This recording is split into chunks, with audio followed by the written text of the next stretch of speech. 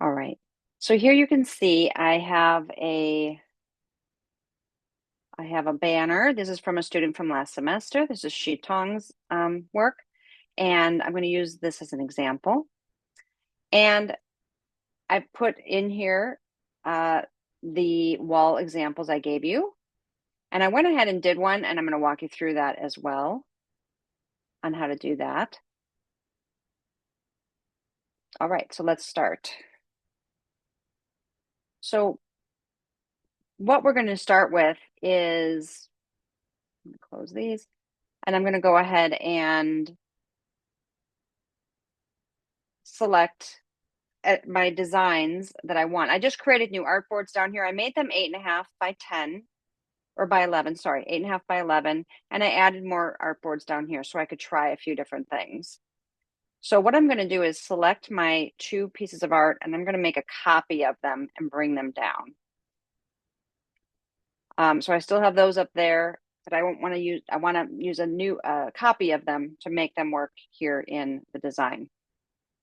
So I'm going to start with this one here, and I want to start with this image. So this is one of the images I gave you. Here's my vector art. I'm in Illustrator. I'm going to go to Object, Mockup, Create Mockup.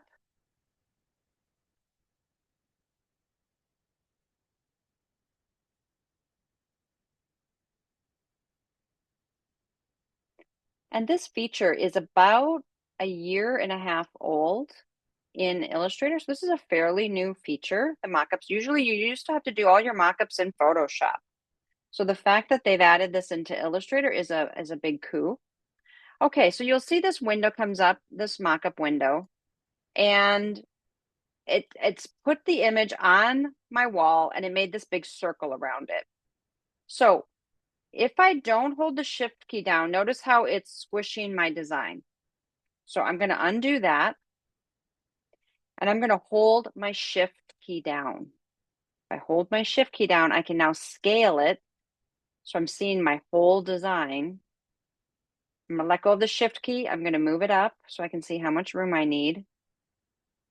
I need a little bit more. I don't want it right on the wall. No problem. I'm going to hold my shift key down again and grab one of the points and adjust the scale. Try to make little moves at a time. This is a little bit of a challenging tool to use. It takes a lot of memory, so do make sure that you don't have InDesign and Photoshop and all your other software open. Try to close all your other software so you can really have the memory that this tool is going to need with an Illustrator. Okay, so here I have it on the wall. A wall is very flat, so it doesn't really, you're not really seeing it change in perspective and things as if we were putting this on a coffee mug. But it's still helping us to get it on the wall and in that perspective that we want. So here's my first one. And I can say, oh, I like that, or I can say, oh, undo. Okay, so I can undo it so that I can get back in the tool and move it around. Do I want it like up at the top of my wall? Do I want to have it a little space? I'm going to give it a little space, and I'm going to kind of center it. Okay, and when I click off, now it's off. I made this one, and I'm going to show you this one because it shows you a little bit more about how the tool puts things in perspective. So this is currently a mock-up. I actually also added it to my templates here, because you can add, it's going to automatically give you these apparel templates. It's going to take and put your design on everything. You know, it's going to say, oh, here's your design you have. It's going to put it on everything. I'm going to go to my mockups. This is one I just made. I'm going to go here and I'm going to go to Object, Mockup, Release. Okay, so now I've released it. That means it's back to being just straight on art and graphics. So let me show you how that's going to work. And I'll try it with a bigger one so you can kind of see it in scale. So I grab the bigger one. I grab this picture, and I'm going to go to Object, Mockup, Create Mockup.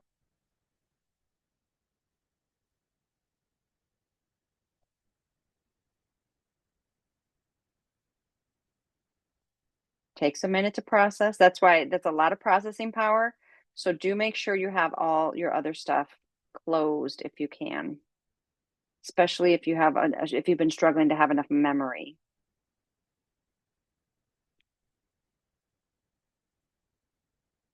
Okay, notice what it did. It went ahead and put my graphic on the elevator for some weird reason. But don't worry, I can move it over to where I want it. So I'm going to click and drag. I'm not holding anything down. I'm just clicking and dragging to move it over. Look at it's thinking about it. It's giving me the, there it goes. So here it is. It's now, I just moved it over. It came right onto the poster area where I want it. I'm going to hold my shift key down again and scale it down to get it in the scale I want it. And I'm going to zoom in so you can kind of see what it's doing a little closer.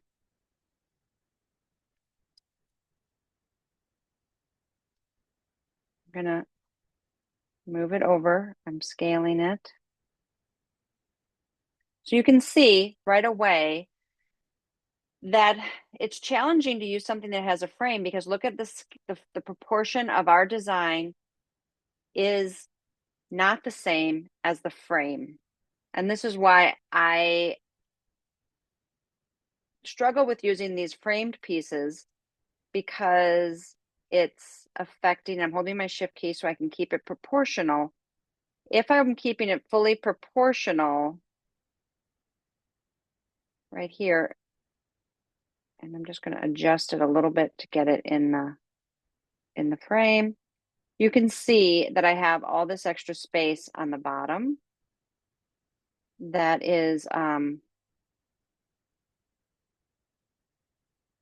I'm moving this just a little bit, but you can see it's a little challenging. It takes a minute to kind of get used to this tool and getting it to, get it where we want it. I'm still not feeling it's right there, where they were pretty close. But you can see it's too short. So I can make a decision to say, will it work if I stretch it? And I'm just grabbing the bottom and stretching it a little bit to see if it will distort it too much where it's not going to work. It's okay in a mock-up to have a little distortion because you're obviously showing it in an environment. Of course, it's going to be skewed a little bit. So the other option for this would be to go in and add, change the proportion a little bit if I felt really strongly that I wanted to use this mock-up. And for the mock-up, make one that was a little more narrow and longer. But here's me just slightly stretching it. I don't know. What do you guys think? Does it work when we stretch it, or is it starting to distort this too much?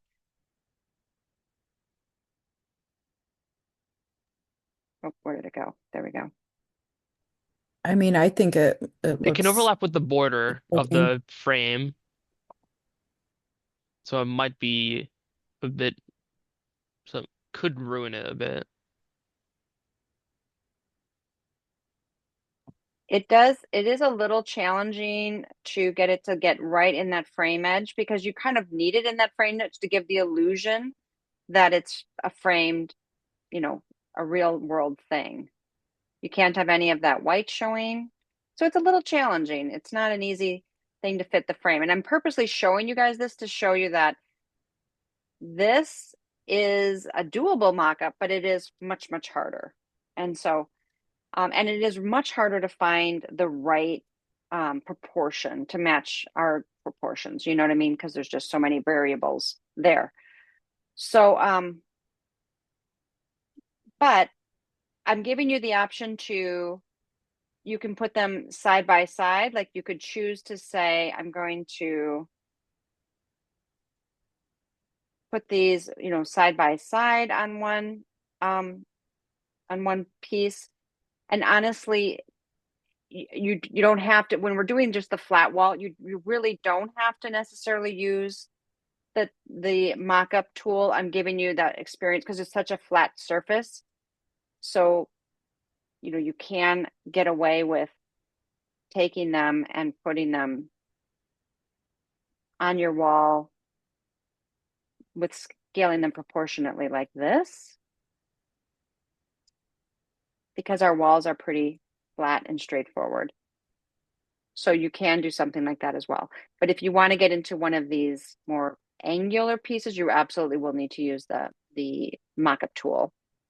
So those are two ways you can do it using the mockup tool, especially if you're using a more angular mockup.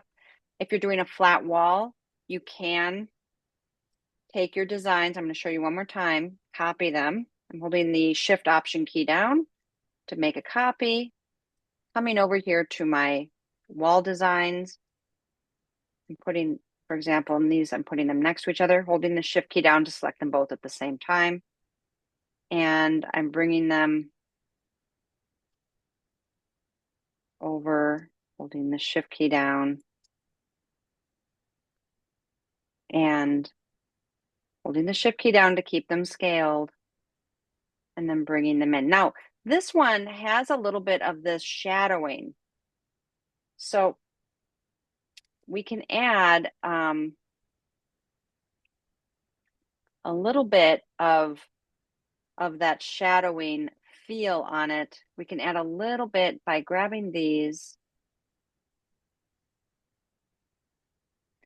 and going to properties and appearance.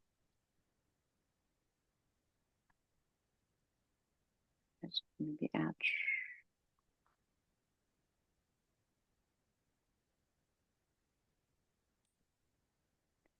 I'm bringing just a little bit of the opacity down a little bit, so it's mixing with the wall a little bit, just to give it a little bit of that shadow coming through. You see that? So this way it's a little bit too much. It's giving me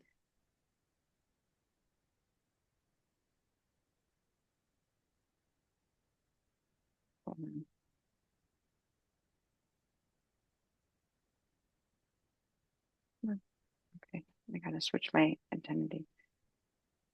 I'm going to go ahead and say maybe we just multiply it and keep it at just a hair. Adjust this, maybe like 95.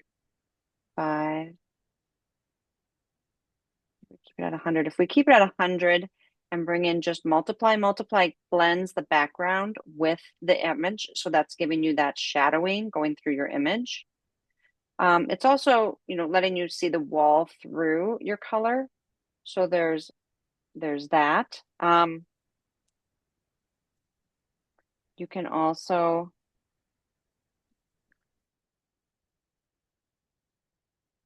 I go isolate.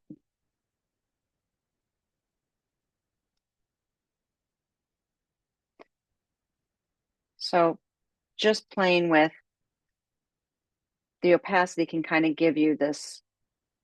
Let me move all these screens so you can see.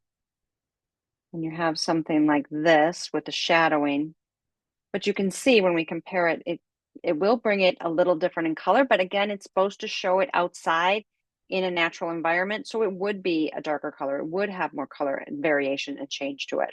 So that'll allow you to have those shadows going right through your piece. And that's through, again, you're showing it, you're clicking on opacity, you're making sure it says multiply, and that's multiplying it with the background.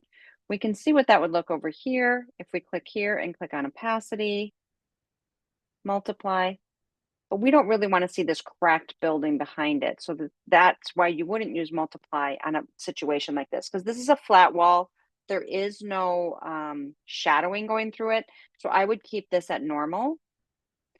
And that's why this one has the shadowing, and that's why I'd bring this into multiply to get that shadowing going through our design.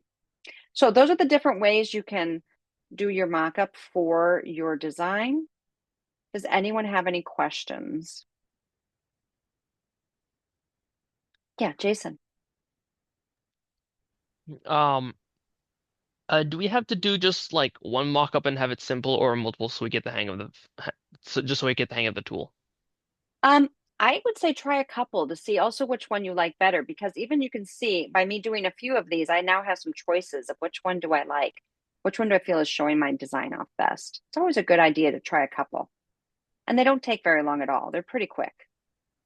Okay. All right. Good question. Anyone else? All right. So you can see you have lots of choices. I have a video up on Blackboard showing you this process again. I'm recording this one right now, so you can also watch this one. I'm going to go ahead and stop the video. And